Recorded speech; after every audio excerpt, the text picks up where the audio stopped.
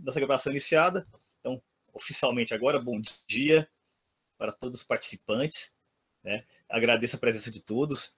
Essa nossa oficina, sempre lembrando, ela é possível graças a um projeto aprovado pelo Conselho de Cultura do Estado de Goiás, cuja presidência do Carlos William, e quem manda no Carlos William é a Tainá Corrêa, que está aqui participando, né? Então está tudo interligado. E veio de um financiamento da Lei Aldir Blanc, que está ligado à Secretaria Especial de Cultura, ligado ao Ministério do Turismo. Então, dito isso, vamos começar aqui mais um episódio da nossa quinta oficina de escrita criativa, UB 2022. E hoje, gente, eu tenho uma notícia ruim e uma notícia boa para vocês. A notícia ruim é que eu darei a... Não, aqui não, a notícia ruim, isso, exatamente. Se bem que eu não sei qual que é boa, qual que é ruim, mas enfim, uma das notícias é que o nosso querido Alexandre Soares Silva teve um problema, né?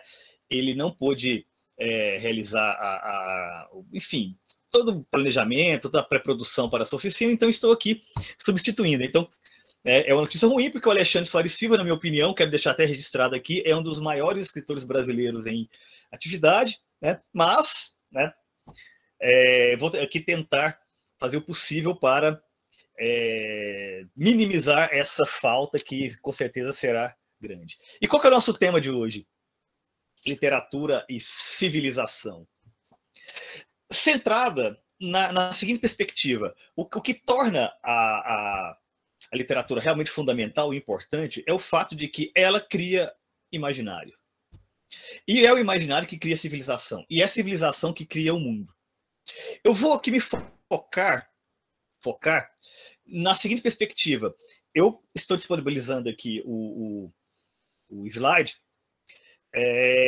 que eu até dei uma cara meio acadêmica para ele, até peço desculpas aí, coloquei aqui titulação, essas coisas todas, né, que não importa aqui, né, estamos todos conversando, né, mas ignorem essa carteirada acadêmica aí, né, e vamos nos concentrar na parte estética mesmo, que será o seguinte tema: carne, pedra e letras.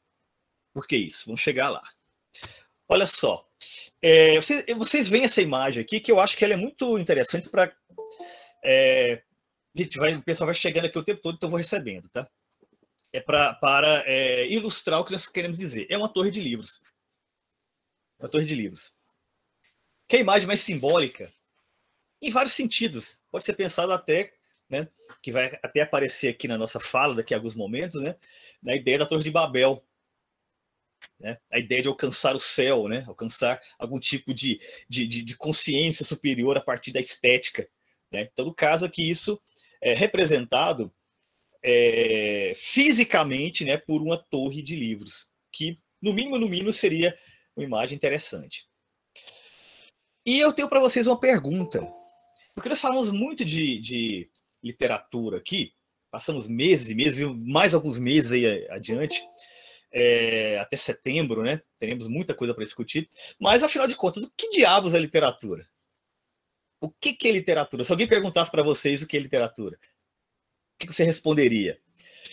Vamos depois discutir sobre isso, conversar sobre isso no nossa tempestade de ideias, né? Mas, para não perdermos muito tempo, eu vou dar aqui fazer essa pergunta a partir de uma solução filológica. Filologicamente falando, literatura significa coisas feitas de letras. Ou seja, né, qualquer coisa feita de letras, em princípio, seria literatura. Desde uma bula de remédio, né, até um tratado de medicina. Como assim?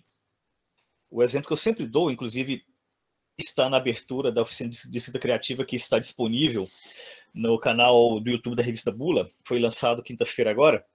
Eu até discuto isso bem rapidamente.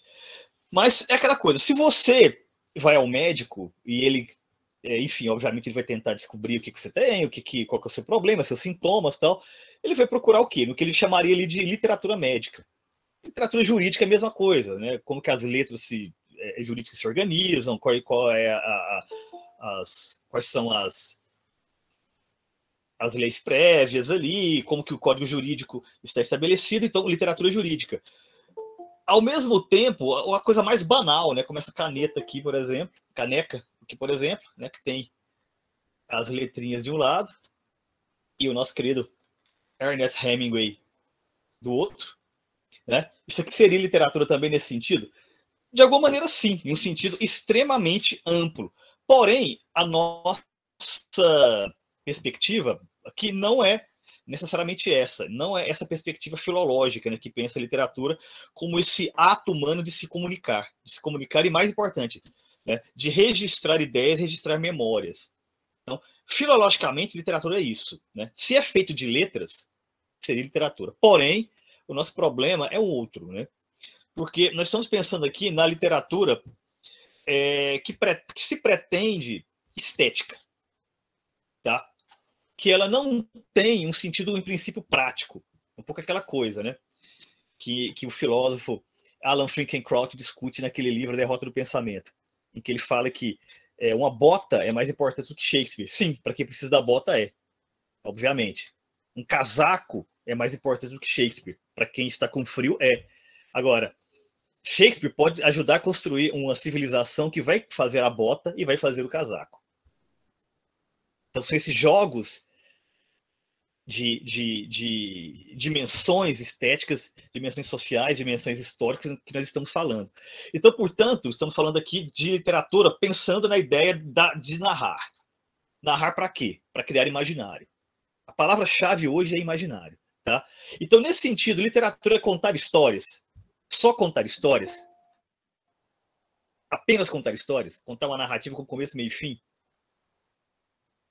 Obviamente não. Obviamente não. A literatura, necessariamente, para ser estética, tem que ser mais do que isso. Né? E eu procurei, né? Fiz um joguinho muito comum no mundo de hoje, né? Que vou procurar no Dr. Google. Fui lá, digitei no Dr. Google literatura. Né? E me veio essa definição aqui que me pareceu interessante, condizente. Vou ler aqui para vocês. O que é literatura? É a imitação da realidade com finalidade estética, isso é fundamental, ou transfiguração da realidade visando a emoção. Aqui nós temos os dois aspectos da discussão, que inclusive foi até colocada na mesa aqui, na oficina da Leda Selma, em que ela discutiu a perspectiva da poesia sendo feita basicamente a partir da emoção. Né? É possível, você pode fazer uma literatura que tem o aspecto rico, né, de dimensões, de simbolismo e tal, a partir da emoção, obviamente. Tá? Mas você pode fazer isso também a partir de uma programação, né, visando uma realização estética última. Isso é fundamental separarmos as coisas pelo seguinte, porque o resultado ele pode ser igualmente rico, porém vai ser por caminhos diferentes. Mas vamos chegar lá. Em todo caso, a nossa palavra-chave aqui para pensarmos em literatura é isso.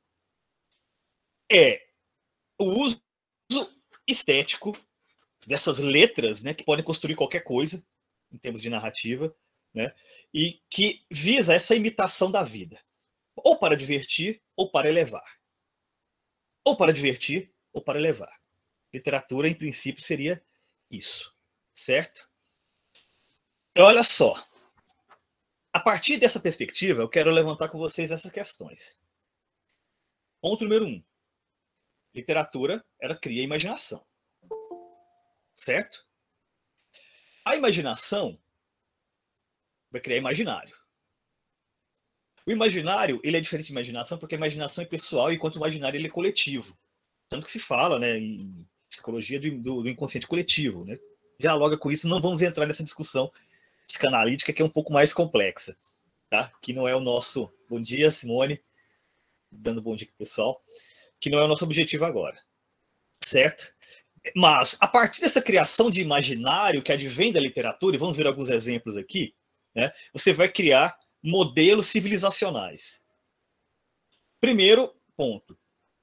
Essa civilização que se cria vai vir a partir de uma ideia de humanidade, que pode ser ideia ocidental, que pode ser ideia oriental, que pode ser, enfim, de determinado reino, ou determinado país, enfim. Mas cria algum tipo de imaginário humano. Obviamente, nós temos coisas que são propriamente humanas, que é do espírito humano, claro.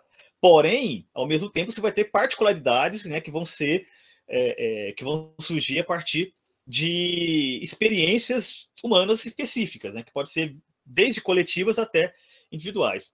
Se um país participou de guerras ou não, se um país ele é litorâneo ou não, se um país ele é do interior ou não, enfim. Tá? E é isso que vai criar essa ideia de civilização. E essa civilização vai precisar de uma literatura para representá-lo. Então, o nosso círculo, gente, é esse.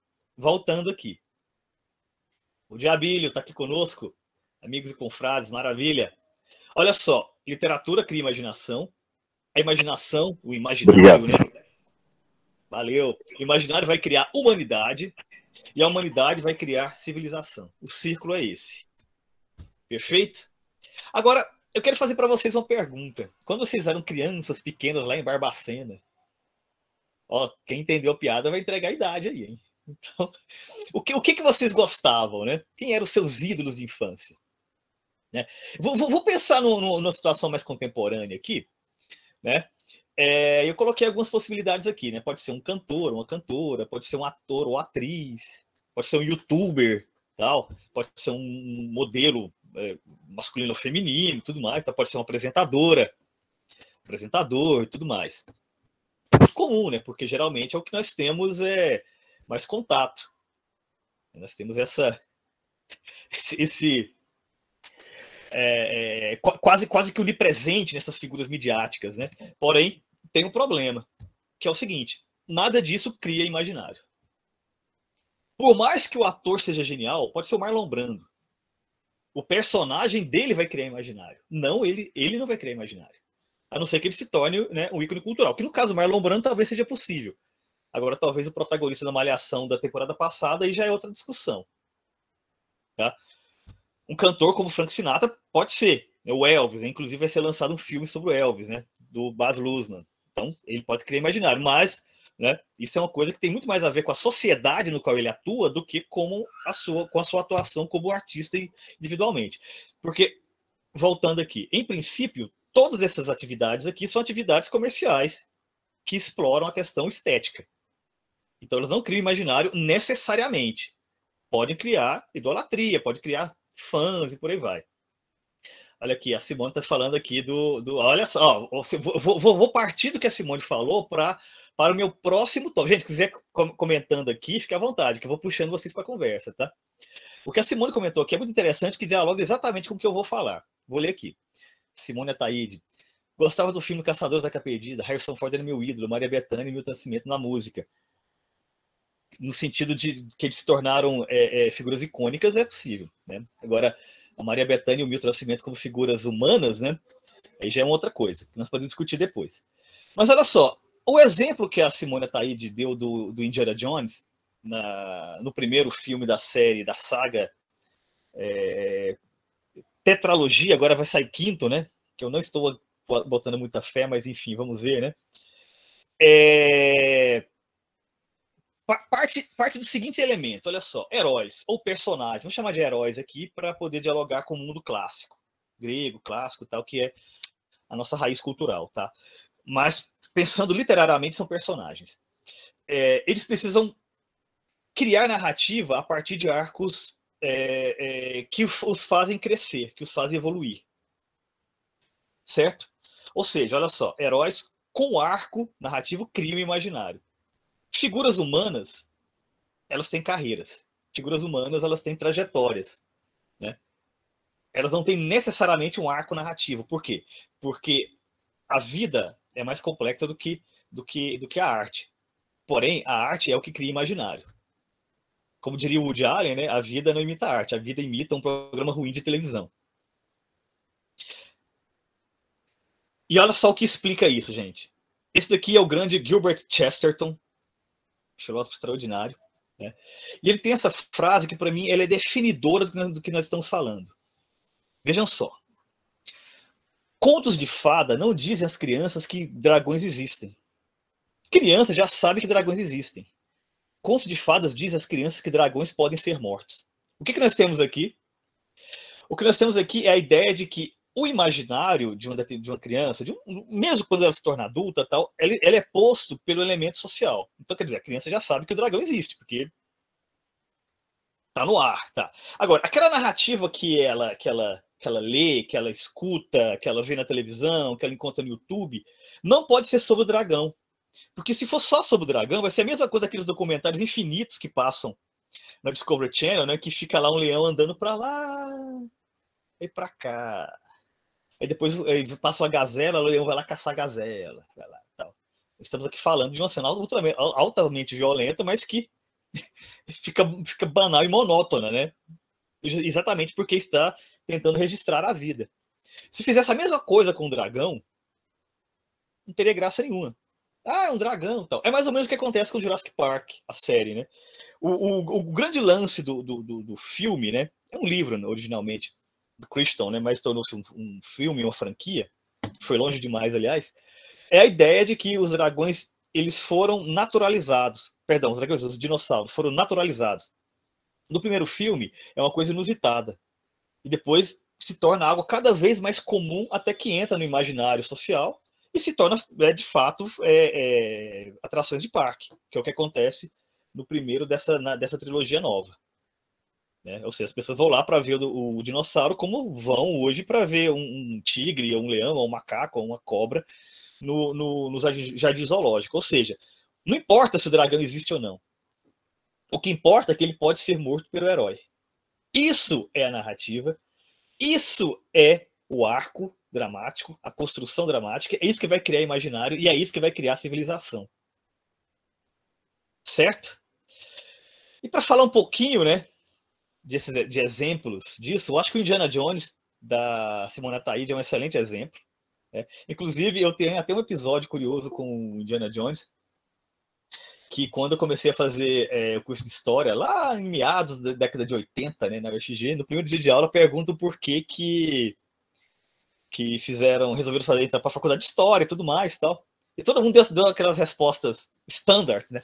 Não, porque eu era muito bom de História no ensino médio, não sei o quê, eu quero estudar sobre a Segunda Guerra Mundial e não sei o quê. Eu respondi, não, porque eu gosto de Indiana Jones.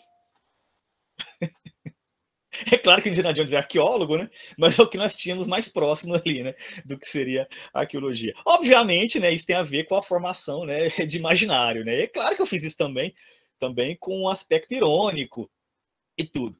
Mas não importa. Agora, o Luke Skywalker da saga Star Wars é um excelente exemplo disso, porque ele é, na prática, um herói típico.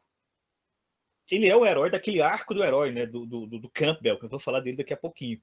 Né? Ele passa por todas as etapas, né, do ciclo narrativo do herói.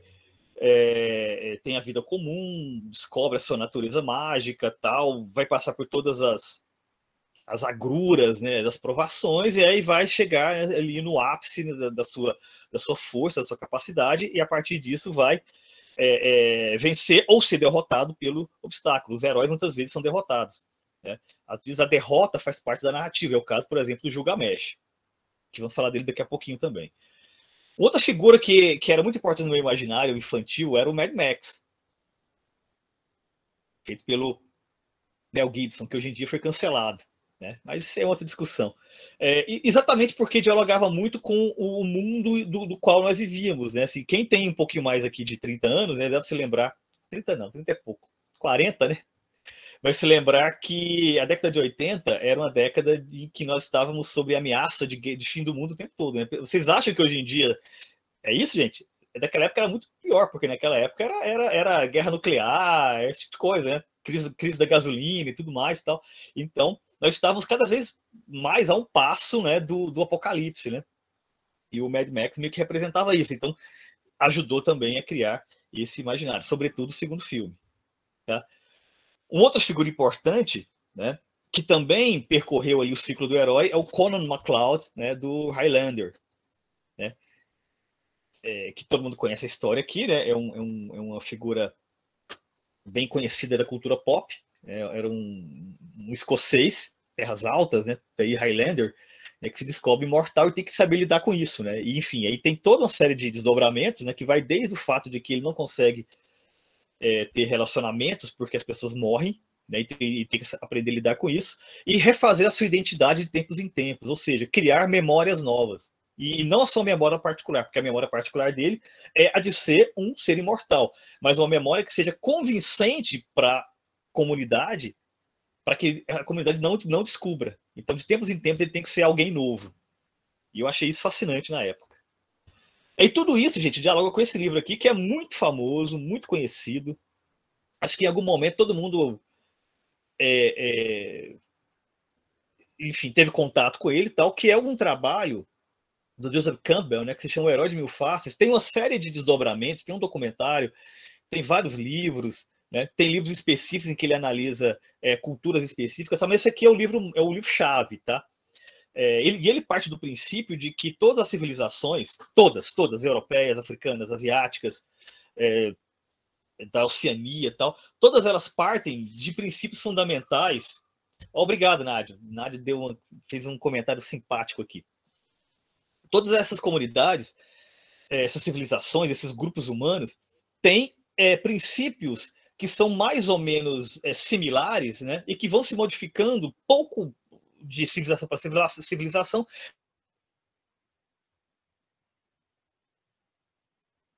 mas que sempre chega no justifica essa civilização. É por isso que é Herói de Mil Faces, tá? Eu vou mostrar para vocês aqui daqui a pouquinho o ciclo do herói, né? Para quem não conhece, para vocês terem ideia. Mas isso alimentou, por exemplo, a saga Star Wars, Senhor dos Anéis, muito importante, né? Que aqui no Brasil se conhece mais os filmes, né? Mas em países de língua inglesa, o livro é muito importante. Tem a mesma função, o mesmo papel, a mesma dimensão, sei lá, que é o Pé de Laranja Lima tem no Brasil, né? Aquele livro que todo mundo lê quando é criança, tal. Né? Talvez isso explique muita coisa, né, gente? Aqui se lê meu Pé de Laranja Lima, né? Lá se lê o Senhor dos Anéis, né? Mas, enfim, cada um interprete isso como quiser. Mas o livro do Campbell, ele constrói fundamentalmente esse caminho aqui. Para quem não conhece, porque isso aqui é bastante conhecido. Os 12 passos da jornada do herói. Primeiro, o status quo, né? É quando o herói ele está no cotidiano, né? Ele está vivendo uma vida banal, uma vida comum. Ele pode ser um camponês, ele pode ser uma pessoa urbana, ele pode ser, enfim, um funcionário, um profissional liberal, enfim, uma pessoa comum. Tá? Mas ele é chamado para aventura. Então, sempre acontece alguma coisa que o chama para participar de uma coisa maior do que ele. Tá? Primeiro, ele recusa, né? Que é essa terceira fase, que é a procrastinação. Tá vendo, gente? Até os heróis procrastinam. Então, quando você estiver aí escrevendo a sua dissertação, tem que fazer alguma coisa, limpar a casa, você procrastina, lembre-se, você está passando por uma versão light do ciclo do herói, né? Então, sempre acontece. Não se preocupe muito com isso. Primeiro, ele nega. Nesse ato de negar, ele vai encontrar um mentor que vai guiá-lo, né, para esse caminho da aventura, e ele vai fazer o aceite do caminho da aventura. Aí ele passa pela primeira travessia. A primeira travessia é a primeira provação que se tem. Pode ser uma aprovação da perda de alguém, que pode ser a aprovação de você passar por um perigo e você perceber que você realmente entrou em algo que você talvez não sobreviva àquilo. Tá? A primeira provação serve para lhe dar consciência, tá? Da missão que você está tendo. O sexto elemento é o acúmulo de testes que vem dessa primeira provação, né?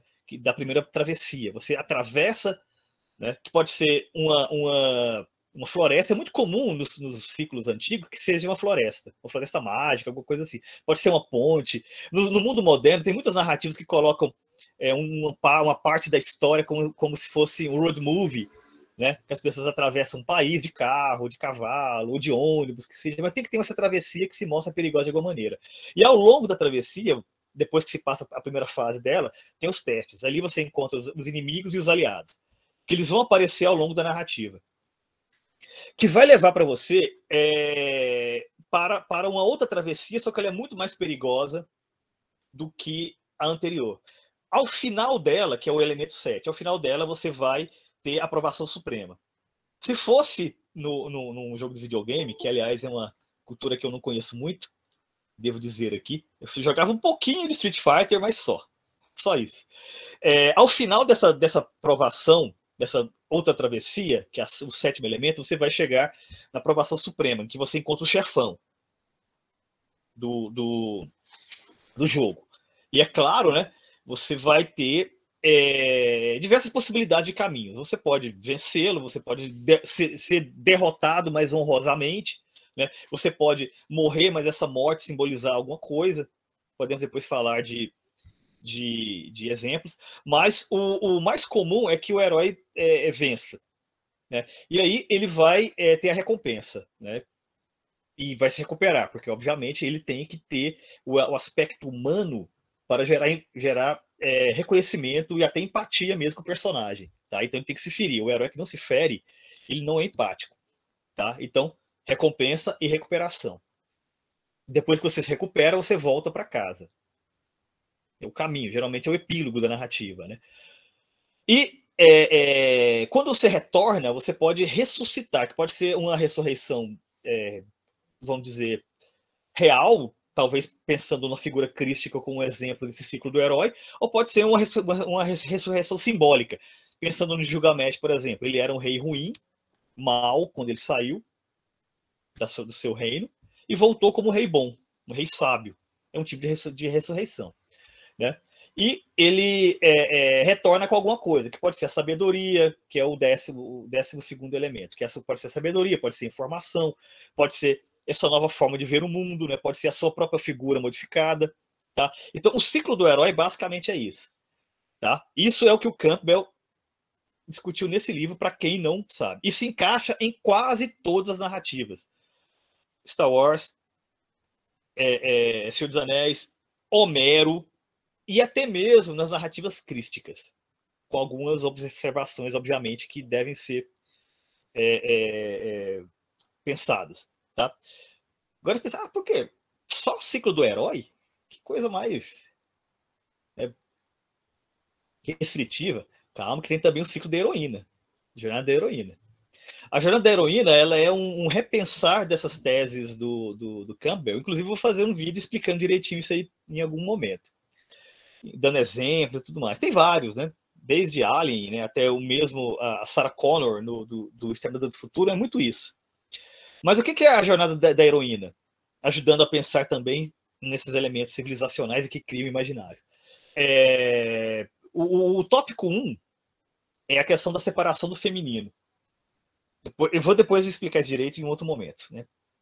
O 2 é a identificação com o masculino, ou seja, para ela ir para a aventura, nessa narrativa aqui, nesse tipo de jornada, que inclusive foi feito por uma professora que está americana, que discute a partir do texto do Campbell, é meio que uma resposta, né? Então, no primeiro momento, existe essa identificação com o masculino para sair para a aventura. Claro que isso tem a ver com esses arquétipos, né? Do que se faz ou não se faz em uma narrativa a partir de elementos enfim, do que é possível, né, o herói fazer, né, ou a heroína fazer.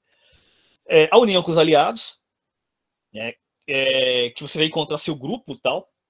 O caminho dos desafios, que é o mesmo elemento de travessia que nós vimos lá no Campbell, né? Só que nesse caso aqui você sempre tem um primeiro êxito, tem um elemento diferente da narrativa do herói, que a narrativa do herói, a primeira travessia, ela tem uma característica de mostrar o perigo. No caso da jornada da heroína, é sempre um caminho de êxito. Olha só, nós tivemos a primeira aprovação, ou seja, eu posso realizar. É meio que aquela sensação de, olha, eu não sou inferiorizada diante do herói, eu posso realizar também a façanha heróica. Certo? E isso vai gerar uma outra perspectiva de reconhecimento dessa trajetória, que é o 6º elemento. Que é o despertando para o sentimento da aridez espiritual, que é o sentimento de morte. Depois do êxito, né, você vai ter essa sensação, olha, eu estou passando por esse perigo, eu estou sozinho aqui, né, isso aqui pode ser fatal.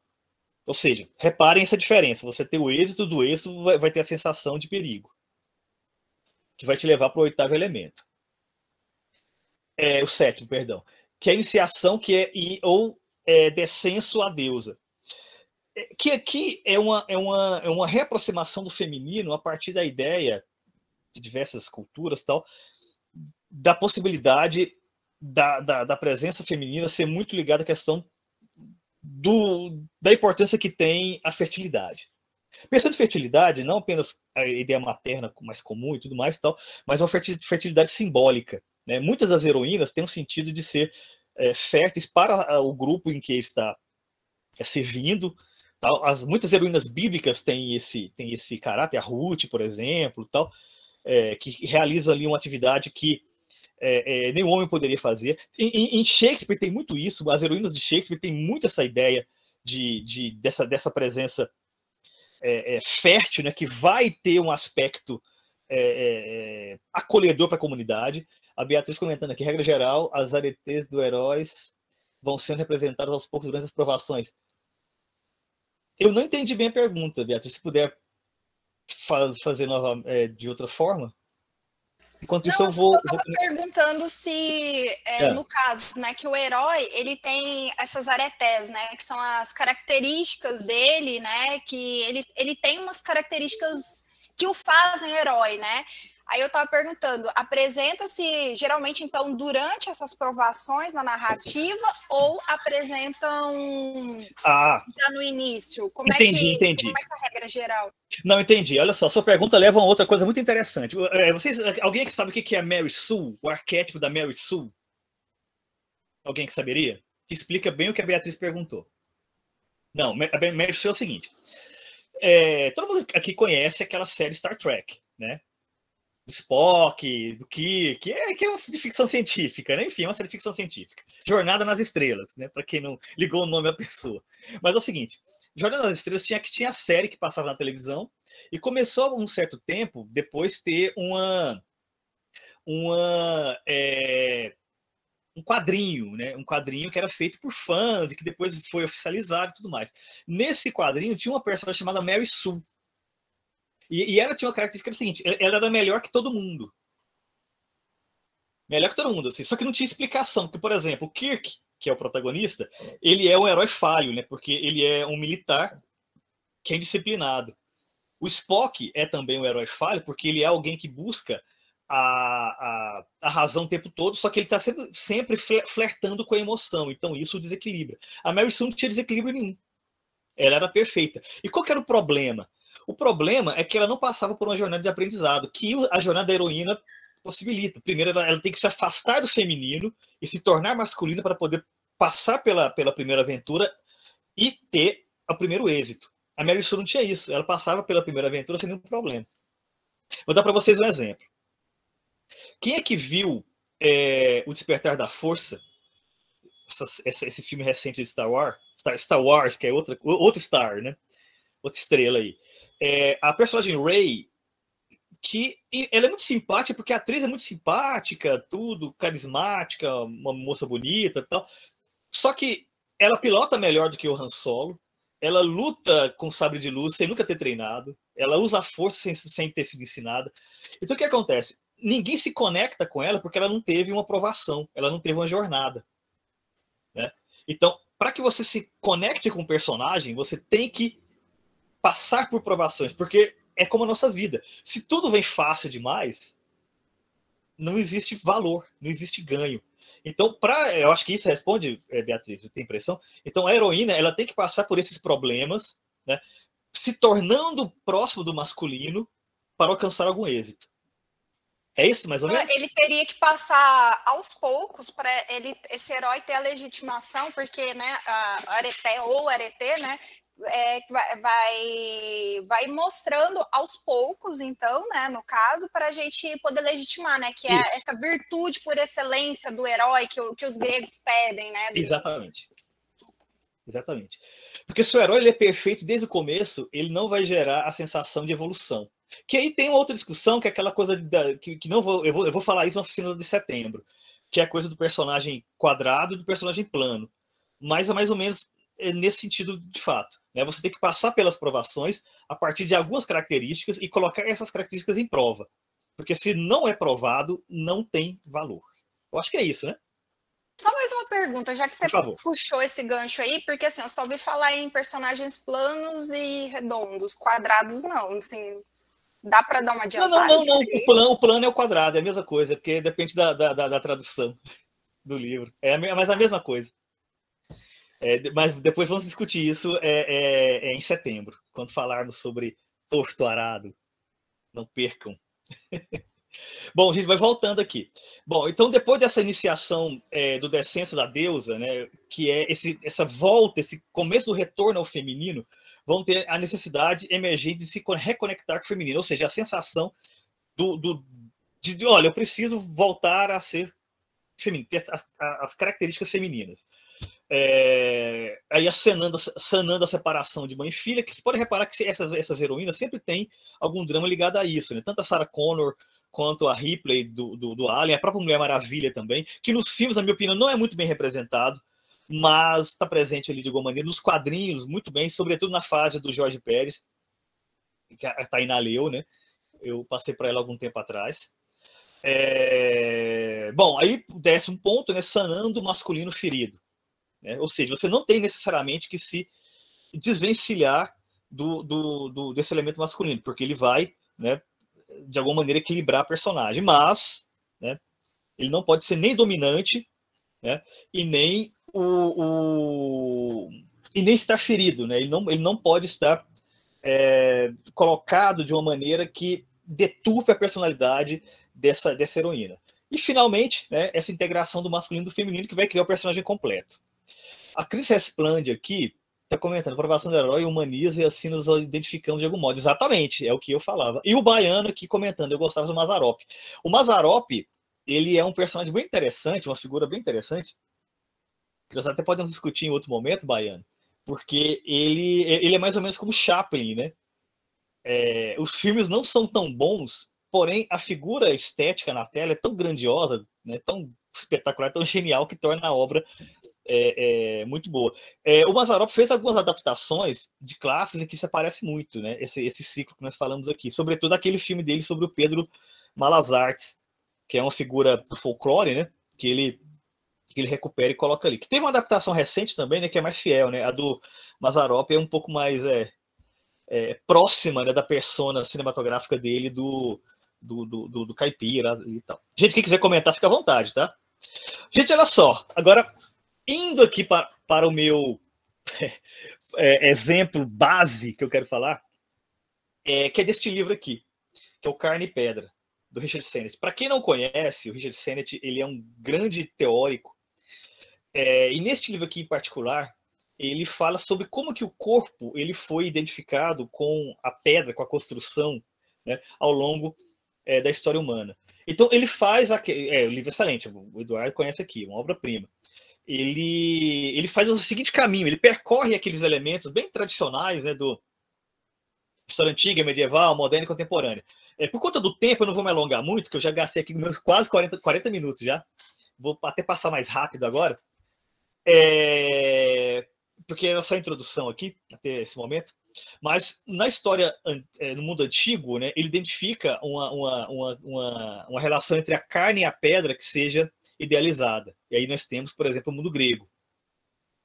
Aquela valorização da beleza, mente sã e corpo sã e tudo mais. No mundo medieval, nós já temos uma reaproximação com o elemento da alma. Né? Ou seja, o mundo físico ele não é tão importante mais. As cidades passaram a ser construídas de modo diferente, né? Sem tanto cuidado, né? sem tanto até apuro urbanístico mesmo, né? Inclusive as linhas retas foram abandonadas em prol das linhas curvas e tudo mais. O mundo moderno já passa a ser o mundo da produção. Você, para participar do mundo, para a carne participar da pedra, a carne tem que ajudar a produzir a pedra. É quando, né, aí nós vamos para o Foucault, né, surge toda aquela problemática do vigiar e punir, né? O surgimento da clínica de reabilitação psicológica junto com as prisões, os dois surgindo ao mesmo tempo, né? Como forma do quê? De tirar esse indivíduo, né, que não é útil para a sociedade, da sociedade. E, claro, o mundo contemporâneo, no terceiro momento, em que o que conta é a mobilidade. Você tem que andar rápido, né? Você tem que estar aqui agora e daqui a 20 minutos estar a 3, 4, 5, 6, 10 quilômetros. Você estuda de manhã, trabalha à tarde, faz um curso à noite, né? Tudo muito rápido, o mundo contemporâneo é isso. Agora, eu quero colocar aqui um outro elemento no que o Sennett levantou. Então, se para ele era carne e pedra, eu proponho carne, pedra e letras. Carne, pedra e letras. Carne, pedra e letras. O que significa isso? A partir de agora, nós vamos ver como que tudo que nós falamos, né, até o momento, todos esses arcos heróicos, né, serviram fundamentalmente para criar imaginários de sociedades individuais. Tá? Então, é isso que nós vamos estudar a partir de agora. Certo?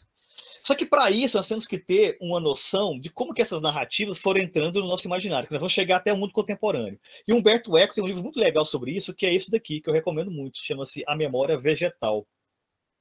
O que ele discute desse livro? Ele fala inicialmente que a memória humana, né, ela começou como oralidade, ou seja, as pessoas lá no mundo das cavernas, tal, né, lá a turma do Piteco, do Maurício de Souza, sentava-se em volta ali da fogueira e começava a querer contar as histórias do dia, né? As caçadas, as aventuras, aquela coisa toda. E isso criou linguagem. Ou seja, essa memória ela passou a ser codificada posteriormente, mas originalmente ela era oral. As pessoas se viram forçadas a criar códigos. Ou seja, se antes o que nós tínhamos eram sons e gestos que representavam uma coisa ou outra, uma caçada, velocidade, lentidão, sono, né, bocejo, cansaço e tal, passaram a ser criadas palavras que representavam alguma coisa. Obviamente, né, tem aí todo um estudo de antropologia para explicar essa palavra, o som, tal, que não cabe aqui, e tampouco eu sei sobre isso. Mas o fato é que era uma memória orgânica porque era humana. Se a pessoa morria, aquela memória desaparecia. Depois passou a ser uma memória mineral, de materiais minerais mesmo, que poderia ser as pinturas rupestres mesmo, ou então em telas, né, porque afinal de contas acaba saindo de elementos da natureza, né? A própria escrita cuneiforme, as esculturas, as runas, a própria arquitetura, quando nós pensamos, por exemplo, em baixos relevos, em pirâmides, né, vitrais, enfim, todo esse tipo de coisa. É uma memória mineral. Você conta uma história, você conta essa narrativa do humano a partir desses elementos da natureza. Posteriormente, a evolução para a memória vegetal criou o mundo que nós conhecemos, que é o mundo do livro, o mundo do papiro, o mundo do cânhamo, o mundo do algodão, o mundo da casca de árvore, que inclusive a palavra livro, né, latina, né, vem daí, a palavra biblos, ou liber. Né? Então, toda essa memória que eu tenho aqui atrás, ó, esse pôster que eu colei na parede, é essa memória vegetal, porque o livro, no final das contas, ele é uma árvore que foi derrubada, reconstituída e recodificada e se transformou nesse codificador da memória humana. E, obviamente, houve aí uma evolução, né? E nós estamos usando ela nesse exato momento, que é a revolução tecnológica, né, que é um retorno para a memória mineral, que é dos computadores, do silício, né, recente. E, curiosamente, houve até uma evolução dessa evolução, né, que a memória hoje em dia é de éter. O Humberto Eco, gente, ele só chega aqui até a memória vegetal, tá? Essa outra memória vegetal, a nova memória vegetal, já é coisa minha. É minha, né, tá por aí. Né? Mas ele só chega até a memória vegetal, neste livro. E hoje nós estamos no éter, que está tudo na nuvem, né? Jogamos tudo lá, né? Ninguém tem mais DVD, todo mundo escuta streaming, né? Spotify e tudo mais, a coisa está no ar, né? A memória também. Nesse sentido, qual que é o livro mais antigo, né? Para retomar toda essa narrativa que nós estamos falando? Todo mundo sabe, né? Que é Epopeia de Gilgamesh. Inclusive, para interessados, eu recomendo que vocês leiam essa edição aqui, gente. Que tem algumas edições que foram lançadas, mas não sei se vocês sabem, mas foram descobertas tábuas novas há algum tempo, não tem tanto, algumas décadas na verdade, mas que elas só foram incorporadas em edições em português recentemente. E no Brasil só essa edição que tem essas tábuas novas. Então quem quiser ter uma visão mais completa do livro, né, da saga de Gilgamesh, tem que ler este livro aqui, tá? E o Gilgamesh, todo mundo sabe, né? Conta a história do rei Gilgamesh, né? Que era um rei, uma parte deus, uma parte humano, tal. E ele era um rei ruim, um rei ditatorial. E ele saiu nessa aventura em busca da imortalidade, porque o que lhe faltava era a imortalidade. O fato dele ser humano lhe tirava a possibilidade de ser imortal, como a parte deus dele lhe prometia. E nesse caminho, ele faz toda aquela trajetória do mito do herói que nós vimos alguns minutos atrás. Tá? Inclusive, o texto base da civilização ocidental, enquanto narrativa, é esse daqui, e não só por isso, mas pela sua importância histórica mesmo, o Joseph Campbell usou como base para comparar com as outras narrativas que geraria a tese do herói de mil faces, certo? E aqui são as tábuas originais, né? Foram encontradas, algumas delas, porque são dezenas, vários, acho que chegam uns 30 tábuas, eu acho. Isso não é uma informação certa, gente. Tem que pesquisar isso direitinho, mas aqui é um exemplo. Repare que tem algumas partes quebradas, né? Então, o texto mesmo, ele não não está totalmente acessível, certo? Por conta disso. Então, às vezes, porque existem várias cópias, né? Então, vão comparando cópias e cópias, algumas têm uma parte quebrada, né? Outra não tem, então, comparam uma com a outra, e isso é um trabalho de montar quebra-cabeça, né? Agora, o que importa, gente, é o seguinte: Epopeia de Gilgamesh é um livro épico. É uma narrativa épica. A primeira. Porque, obviamente, a linguagem não foi criada ali, mas ela foi codificada como elemento estético ali. Isso é que é importante para a gente. Tá? E é uma narrativa épica que justifica aquela sociedade. Agora, o que é épico? O que é épico? Para que não fique um monólogo chatíssimo, alguém lê para mim? Alguém se habilita?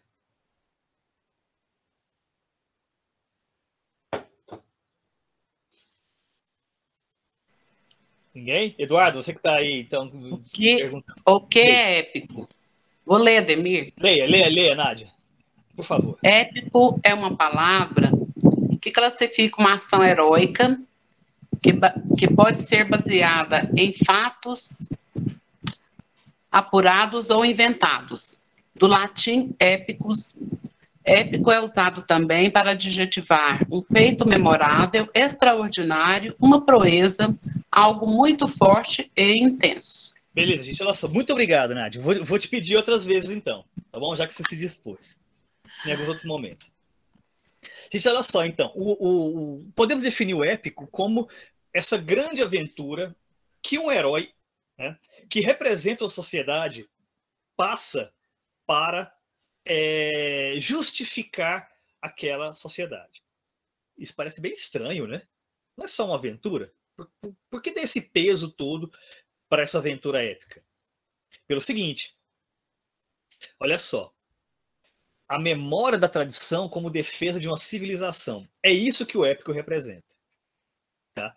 A façanha heróica é realizada para proteger ou criar algo.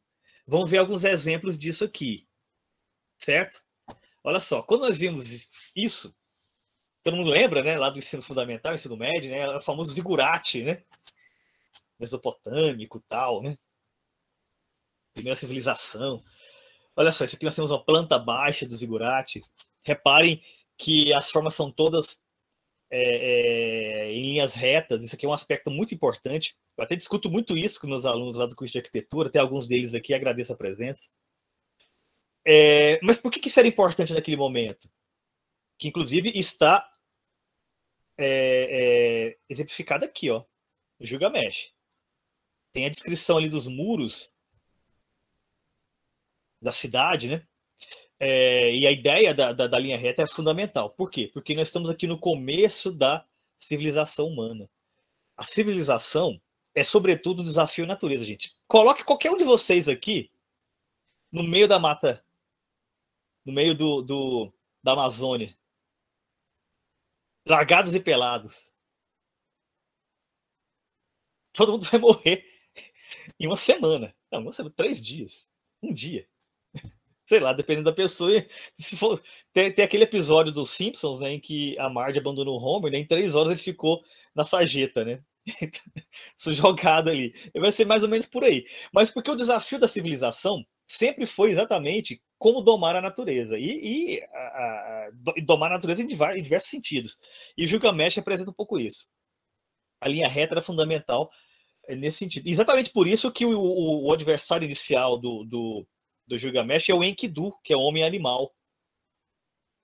Ele vence o homem-animal usando a astúcia, porque o Enkidu é mais forte do que ele, mas ele vence com a inteligência. Ele toma o homem animal como seu aliado, seu amigo, é o que a humanidade fez. Ah, o Giancarlo não, o Giancarlo sobreviveu, o Giancarlo é bombeiro, bem lembrado, Giancarlo, exatamente. O Giancarlo fica lá 3 meses, ele vai lá, ele vai ficar lá igual o Lázaro, né? Lázaro não é nada perto do Giancarlo, isso aí eu conheço. Eu boto fé, tem razão. Opa.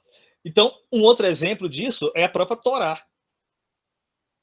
Porque se nós temos o Gilgamesh representando essa defesa de uma civilização que, no caso, é a mesopotâmica, a sumeriana, particularmente, que depois ela foi incorporada pelas outras, tanto que as tábuas foram encontradas em Nínive, né?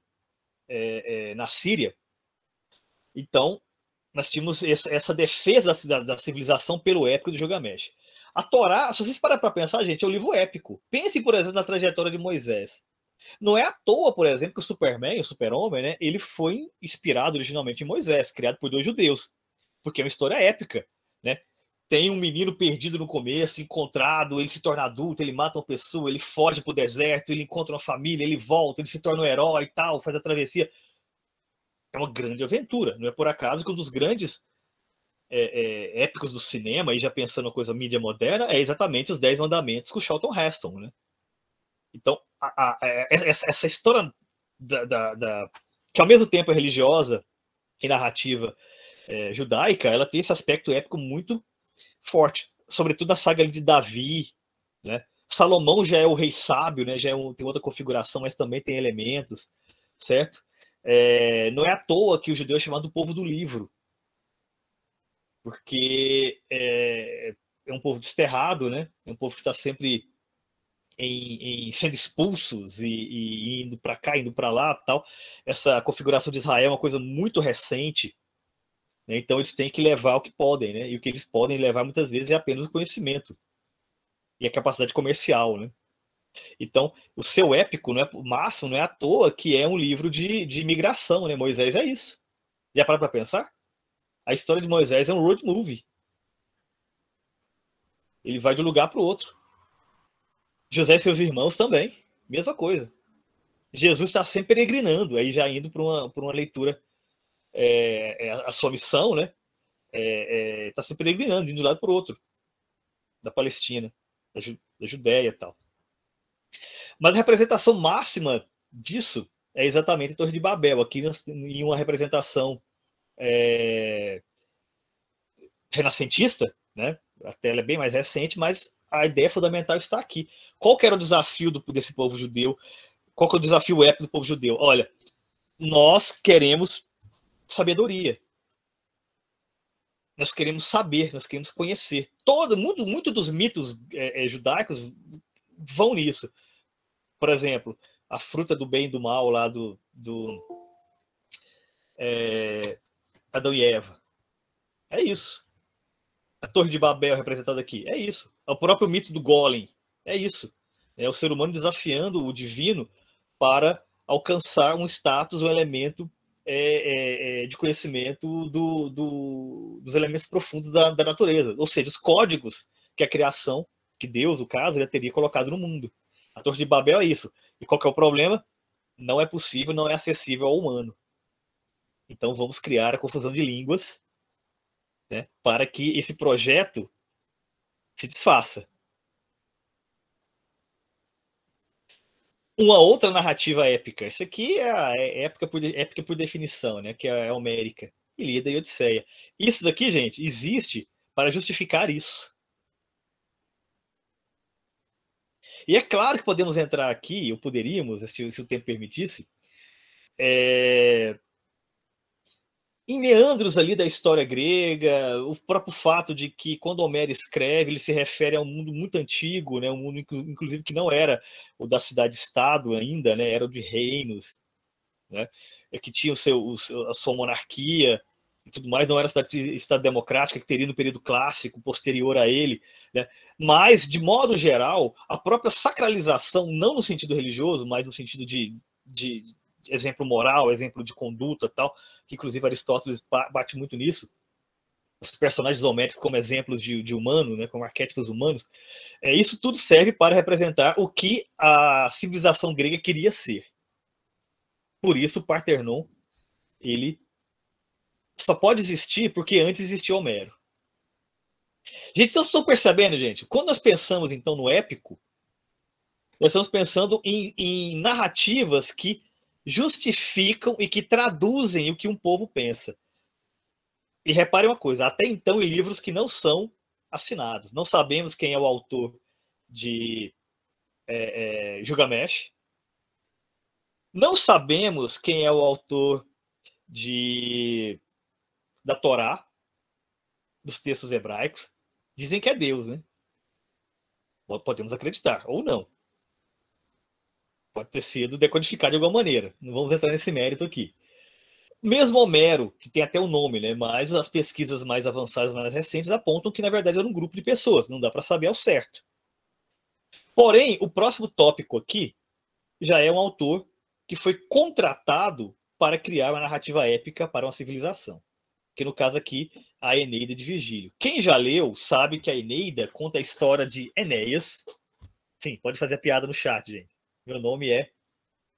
Aí. Quem quiser abrir o microfone e falar também está liberado. Mas, enfim.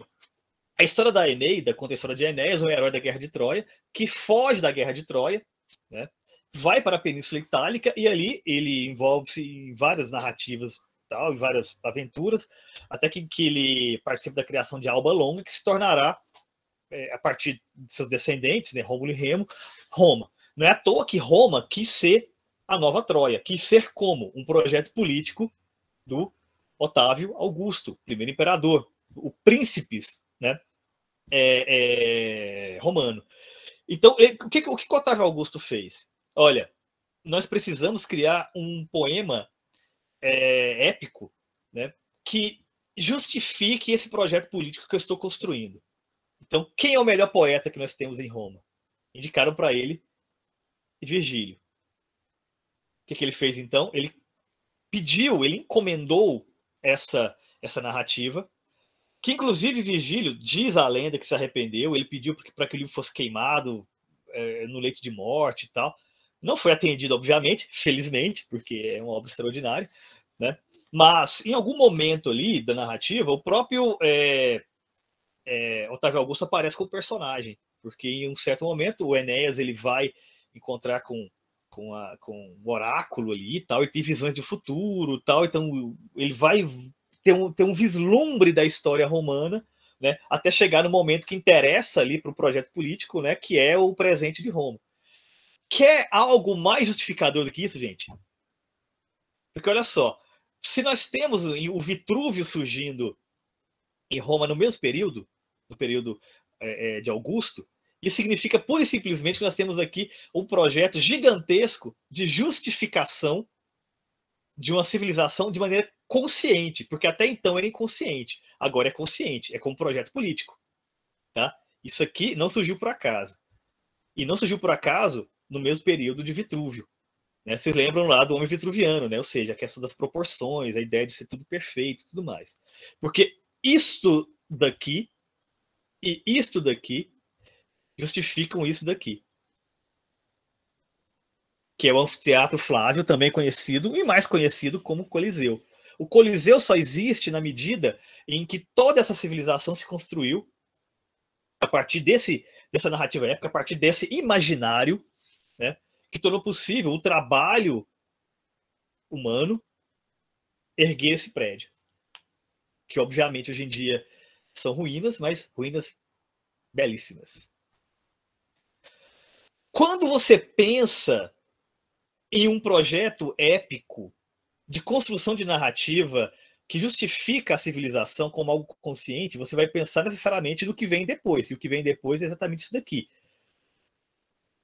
que é o Satiricon de Petrônio. Petrônio, para quem não se lembra, ele era membro da corte do Nero. Ele tinha até um título maravilhoso, gente, que eu acho que deveria existir hoje, que é o árbitro da elegância. Olha que maravilha. Na corte de Nero havia o árbitro da elegância. Ou seja, aquela pessoa que iria ditar o que é elegante e o que não é elegante. Provavelmente nós temos aqui, só que é informal, deve ser a Danusa Leão, né? Alguma coisa assim, não sei. Mas era um cargo oficial, né? E ele era uma figura muito importante na corte. Ele escreveu essa narrativa que é considerado o primeiro romance latino. E ele é um romance mesmo, porque ele não é em versos, ele é uma narrativa em prosa, tá? Que conta a história de dois estudantes na Roma Antiga. Só que aqui já tem um momento de sátira, daí o próprio título, né? Está satirizando o que Roma se tornou. Se isto daqui, gente, é a construção do que Roma era, e deveria ser, o que é mais importante, isso daqui é a sátira. Opa! Isso daqui é a sátira. Ou seja, já é o segundo momento, né? Em que o imaginário já está tão estabelecido que você pode transformá-lo em piada, em brincadeira, em jossa, em troça, em xiste, que é o que o Petrone faz. E quem não leu, gente, leiam, que é maravilhoso, que é extraordinário. Ó, para quem tem aquele negócio, vou esperar o filme já saiu. Tem um filme do Fellini também, que é muito bom, chama-se Satiricon de Fellini, claro, né? E que tem todas aquelas maluquices típicas do Fellini, assim. Fino, o fino da bosta, gente. Mas reparem, gente, que aqui nós não temos mais aquele elemento épico, da aventura épica, justificando a civilização. Aqui nós temos a sátira disso. É por isso que são dois estudantes bonachões e não herói, tá? Exatamente porque naquele momento de Roma nós já tínhamos um choque civilizacional que acabaria destruindo Roma e criando o mundo que nós conhecemos, mas não uma destruição completa. Quando se fala de queda de Roma, isso é um erro, né? Nós temos que falar de desagregação, mas desagregação, sobretudo, do poder político, porque as estruturas internas ali vão permanecer. Tanto que a Igreja Católica, ela recupera, inclusive, a estrutura administrativa, né? O Papa é como se fosse o imperador, os cardeais ali, enfim, os pretores, e vai descendo, né? A estrutura organizacional é praticamente a mesma. E tem dois livros, gente, que são muito interessantes para pensar isso. A coisa do cristianismo como uma ruptura, mas ao mesmo tempo como uma continuidade desse projeto civilizacional romano. Não é à toa que somos a civilização judaica cristã ocidental, ou seja, né, dialogando claramente, né, com todo esse aspecto, né, que era essa proposta civilizacional que Roma representou. E tem dois livros, gente. Um de filosofia e um romance contemporâneo, que eu vou falar rapidamente aqui, porque eles valem uma aula inteira. Que é o Memórias de Adriano, da Marguerite Yourcenar, que é um romance dos anos 80, absolutamente extraordinário. E ele conta a história do imperador Adriano, né, que foi um dos chamados bons imperadores, né? Inclusive, ele tornou-se imperador como herdeiro do Marco Aurélio, que é esse que está na sequência. Tá? Mas, basicamente, o que nós temos aqui? Nós temos a narrativa de vida dessa figura, né, que, de alguma maneira, representa o último momento de suspiro de Roma. Porque a partir dele vai ser uma decadência lenta e gradual. Ele é da primeira dinastia. Segundo a Marguerite Yourcenar, ela se interessou em escrever sobre Adriano porque para ele foi o único momento em que o ser humano está sozinho. Depois dos deuses antigos, depois de Zeus, Júpiter, Hera, Saturno e tal, e antes do Cristo. O ser humano só ficou sozinho neste momento. No momento do reinado dos bons imperadores, e no caso do reinado de Adriano de maneira particular. Leiam, se puderem, leiam. Sobretudo porque tem uma parte ali em que fala sobre o romance dele com Antino, que era um rapaz, um moleque, um garoto grego, né, que vai servir como uma espécie de, no imaginário medieval, de contraponto ao Cristo. De um lado você tinha aquele figura que ele era amante do imperador, que representava o mundo, o século, e no caso o Cristo, que representava a espiritualidade, né? Não, o que interessa não é esse mundo, mas o próximo mundo. E curiosamente, gente, as primeiras representações de Cristo, depois daquela coisa do peixe e tudo mais, eram exatamente estátuas de Antino. Eu tenho uma palestra que eu falo basicamente sobre isso, assim. Caso alguém se interesse, podemos depois um dia negociar isso. Essa passagem, né, simbólica, né, do momento romano para o momento cristão a partir da sua das suas representações em esculturas, em arte e por aí vai. Mas esse livro representa, não fala diretamente, assim, mas para quem conhece a história, percebe esse desdobramento. E meditações. Uma vez eu fiz um teste, gente. Quando eu li meditações a primeira vez, eu era um garoto lá, sei lá, 17 anos, eu fiquei muito impressionado, porque o discurso ele é praticamente o discurso cristão. A coisa da piedade, a coisa da temperança e tudo mais, tal. E foi escrito pelo imperador Marco Aurélio, ou seja, o dono do poder, né? O bom imperador Marco Aurélio. E uma vez eu fiz um teste, eu levei para uma turma de história antiga um texto do Marco Aurélio, o comecinho do livro, inclusive. Ó, gente, leiam esse texto aqui e me digam quem escreveu. Todo mundo falou, não, algum profeta, algum apóstolo, alguma coisa. Não, foi o imperador Marco Aurélio. E qual que é a importância disso? É para vocês perceberem que o cristianismo tornou-se viável em Roma exatamente porque já havia uma filosofia prévia.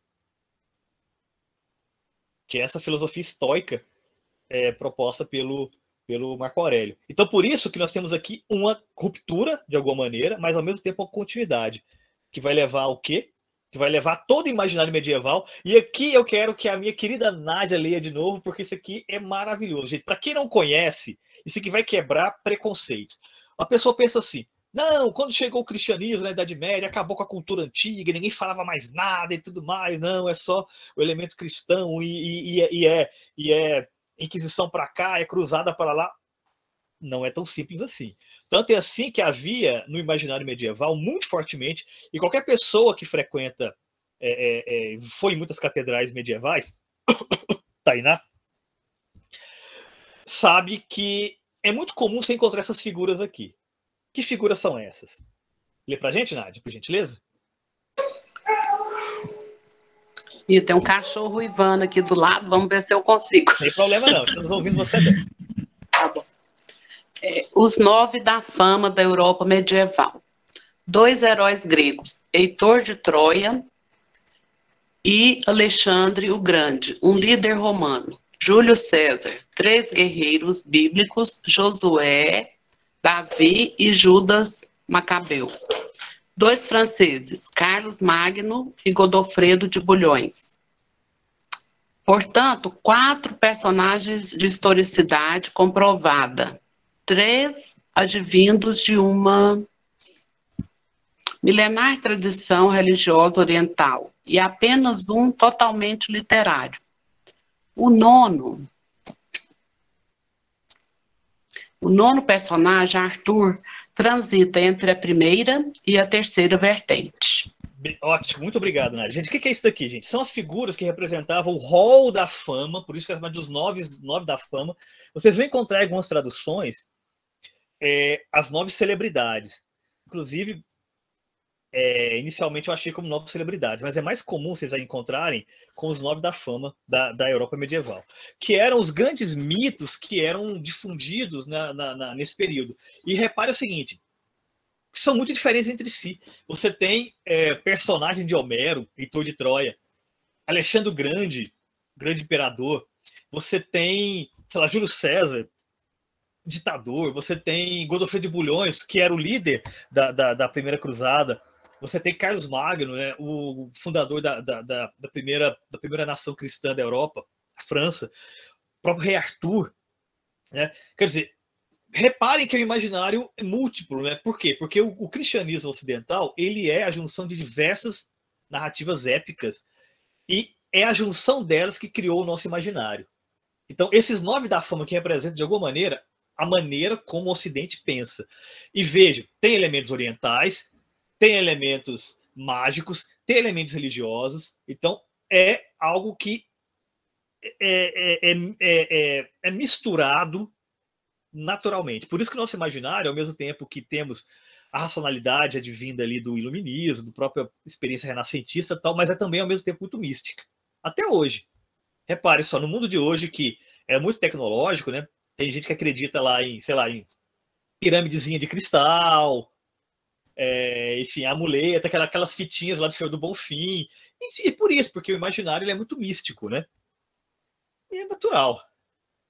Tá?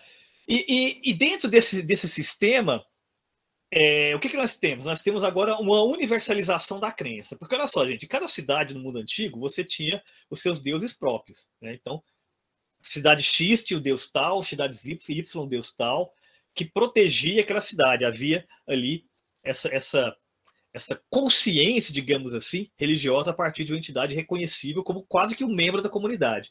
No mundo cristão não existe mais isso. A deidade fundamental passou a ser universal.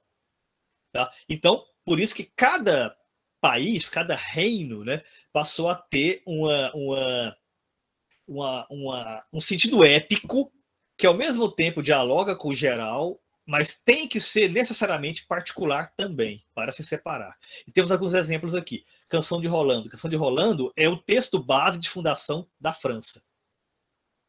Para quem não conhece a história, conta a história do Rolando, que ele era um soldado, um guerreiro ali, ligado ao Carlos Magno, e ele protege a saída de Carlos Magno, a retirada de Carlos Magno, de um combate contra os mouros. Né? E ele se sacrifica nesse ato. Né? Então, é um poema épico, em que esse herói, né, retomando aqueles elementos antigos, né, se sacrifica por uma causa maior. Tá? Inclusive, o grande símbolo dele é uma corneta que aparece em várias narrativas também. No próprio Senhor dos Anéis tem, né? O Boromir, né? A corneta de Boromir, é uma referência à corneta do Rolando. Né? O segundo livro aqui, que é Romance da Távola Redonda, que são as histórias arturianas. O Rei Arthur é um personagem que eu também já fiz muitos trabalhos sobre ele, né? Inclusive, a primeira oficina que eu dei aqui na UB, lá, sei lá, 2016, eu acho. Não sei se é tanto, não, mas enfim. Foi exatamente sobre os romances arturianos. Mas os romances arturianos têm muitas particularidades aqui que não vamos entrar. Eles se viram basicamente para justificar a Grã-Bretanha. A Grã-Bretanha enquanto reino, e não apenas como extensão da França. Ou seja, e curiosamente, boa parte dos textos arturianos foram escritos na França. Mas essa é outra narrativa. E por que isso? Porque o mundo medieval ele era o mundo do combate, né? Os heróis lutando, os heróis combatendo cidade contra cidade e tal. Depois ali, com a primeira cruzada, que essa força dos cavaleiros passou a ser usada em uma missão além-mar, né? No caso, retomar ali a Terra Santa. Mas, durante muito tempo, né, a história da Europa foi história de cidades contra cidades, reinos contra reinos, feudos contra feudos. Depois é que se tornou outra coisa. Tá? Mas era necessária essa unificação para quê? Para se criar esse sentido civilizacional mais amplo do que nós estamos falando aqui. E fundamental para isso foi, de alguma maneira, a difusão da Bíblia, né, como objeto impresso, né, como objeto de mais fácil acesso, porque até então, obviamente, né, você tinha ali todo esse elemento de pregação religiosa, mística, né, mas a partir da tutela, né, da igreja. Com a impressão da Bíblia por Gutenberg, aqui é uma foto da Bíblia de Gutenberg, que é o livro mais caro do mundo, né, gente, mais raro também, né? Esse daí, e o segundo é o primeiro fólio de Shakespeare. Então nós temos a cristalização de tudo que foi estabelecido nesse processo de formação do Ocidente cristão. Né? E claro, teve desdobramentos disso, né? Como por exemplo a Bíblia do Rei Jaime, né? Que é a tradução em inglês para a Bíblia, né? Que tem um aspecto literário muito forte, é o que o caracteriza, né? O Rei Jaime, ele era muito interessado em literatura, ele escrevia ensaios, inclusive, então ele quis um texto, né, que fosse sonoro, que fosse bonito, fosse belo e tal. A Bíblia do Rei Jaime representa isso. Mas lembre-se, é a Bíblia própria da Inglaterra. Então reparem que essa universalidade gerou elementos separados, isso é fundamental. E aqui é a Bíblia de Jerusalém, né, que é aquele estudo que foi feito, né, por vários sábios de Jerusalém para criar uma tradução, vamos dizer assim, mais oficial depois da Vulgata, que obviamente pela antiguidade, né, ele carrega ali algumas imprecisões. Por mais gênio que o São Jerônimo fosse, né, também exigir que ele fizesse tudo era difícil. Tá? Mas o fato, gente, é que tudo que nós falamos representa isso. Santiago de Compostela representa isso. Milão. Isso, Florença. que dialoga com o Renascimento também, né? Temos ali o campanário renascentista. Isso, Notre-Dame de Paris, que não por acaso foi incendiada, né? Em circunstâncias bem suspeitas, mas em todo caso, tudo que nós falamos aqui representam essas construções, que representam essa civilização. E assim, você pode pensar, não, mas o Ocidente não é apenas a Igreja Católica. É claro que não, óbvio que não. Mas o imaginário foi constituído a partir desses elementos, porque o Ocidente foi feito a partir de uma frase muito simples, falado por nosso querido Jesus, né? Dai a César o que é de César, dai a Deus o que é de Deus, segurando uma moeda, né? Ou seja, foi nesse momento que se separou o secular do religioso e permitiu que o Ocidente se guiasse por isso ao longo dos séculos, permitindo que surgisse o Renascimento, permitindo que surgisse o Iluminismo, permitindo que surgisse todos os movimentos modernos, tá? Que nós não vemos algo parecido em outras partes do mundo. Não vamos entrar em polêmicas aqui relacionadas a isso, tá? Mas, se você ler esse texto aqui, esse livro do Jorge de By, que, aliás, curiosamente, a tradução em português foi feita pelo José Saramago, O Templo das Catedrais, Arte e a Sociedade, né, você vai ver que as catedrais elas foram constituídas como livros de pedra. Por quê? Porque falamos de sociedades que eram analfabetas. As pessoas não sabiam ler. Apenas uma pequena elite, né? Um pequeno grupo. Poderia ser tanto nobres, burgueses ou religiosos, não, mas era um grupo muito pequeno. Então, você tinha que estabelecer essa narrativa, esse imaginário de alguma maneira. E as catedrais cumpriam isso muito na sua arquitetura. Se você entra numa catedral e você vê as esculturas, você vê os vitrais, você vê a própria forma das torres e tal, nada lá é por acaso. Vou dar um exemplo aqui que todo mundo conhece. A Catedral da Sé. A Catedral da Sé está errada, porque Sé é catedral, mas enfim. A Sé de São Paulo. Se você entra na Sé de São Paulo e você vê a porta, né? O que você vai ver ali? Você vai ver uma folha de café, você vai ver uma capivara, né? Você vai ver elementos que são próprios ali daquela cultura. Da Mata Atlântica, folhas da Mata Atlântica e tal. E a catedral é exatamente isso, né? Ela dialoga com o mundo no qual ela está inserida, né? Vou dar para vocês um exemplo. Essa da Sé é bem significativa, mas tem exemplos até mais fortes do que isso. Que é isso daqui. Todo mundo sabe que isso daqui é uma gárgula. Para que serve a gárgula? A gárgula é uma coisa muito estranha, né? A gárgula é um demôniozinho, um capetinho ali em cima da catedral. Ela pode ter um uso prático, né? Nós temos aqui, por exemplo, aqui do lado direito, uma gárgula que serve para escudo de água. Mas essas aqui do lado esquerdo não, elas são apenas esculturas sólidas. A gárgula, gente, é a mesma coisa que isso daqui, ó. O anjo barroco. Ó, isso aqui é isso. Isso daqui é isso. Ó, parece, mas não é. Na verdade, parece e é. Por quê? Porque, olha só, gente, quem construiu as catedrais foram figuras da Europa medieval, obviamente, né, mas que advinham de uma cultura pagã. A palavra pagão, inclusive, significa filologicamente camponês. O cristianismo ele só foi dominante, só se tornou dominante na Europa a partir do século XI e XII. Até o século X, o cristianismo era uma religião urbana. As cidades eram cristãs. Agora, as pessoas lá no meio do mato, lá longe, distantes, pequenas vilas, ainda tinham muitos elementos pagãos. A partir do século XI, XII, com as migrações para as cidades, né, que ficaram maiores, bem maiores e tal, daí aquela frase, o ar da cidade liberta, muito presente em livros didáticos, porque as pessoas passaram a migrar para as cidades.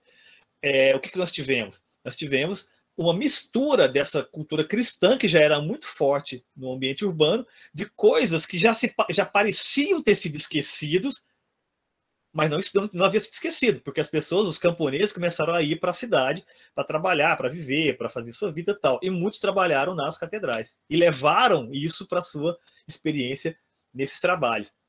As gárgulas são isso. As gárgulas são os daimônios gregos. O que eram os daimônios? Eram pequenos anjos da guarda, né? Pequenas criaturas que guardavam as pessoas. Quem lê aqui, por exemplo, a Apologia de Sócrates, de Platão, vai ver que tem um certo momento ali que Sócrates, preocupado com a morte, fica preocupado com o seu daimônio. Meu daimônio vai ficar desempregado. Eu não vou estar mais vivo, não vai ter com quem cuidar. Né?